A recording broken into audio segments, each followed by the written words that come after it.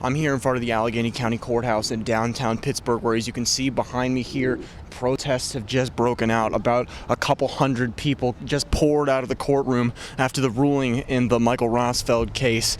He was just declared not guilty. Michael Rosfeld was the police officer who shot and killed Antwon Rose last year. He fired 3 shots to the back, and you can't hear it behind me right now, but earlier there were chants, Antwon Rose's name, chants about police brutality, racism. Just look at the organization behind me. Hundreds and hundreds of people. You can see the news cameras in there right now. You can hear them shouting, Antwon Rose II. Antwon Rose II. That's what's happening right now outside of the Allegheny County Courthouse. Again, Michael Rosfeld was just declared not guilty. What was his name?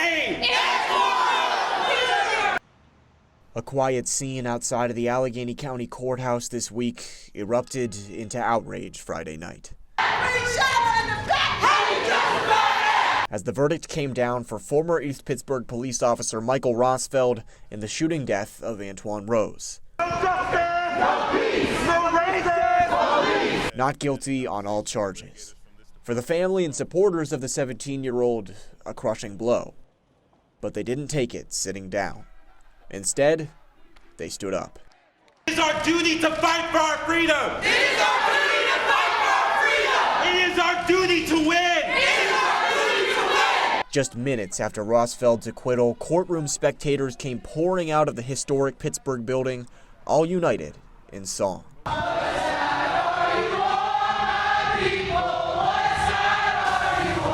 Their chants echoed through the streets, drawing a crowd of hundreds and impassioned statements from members of the community. Said, of course we want our police officers to go home safe, but we want our children to go home safe. All we're asking these officers to do is do what you are trained to do.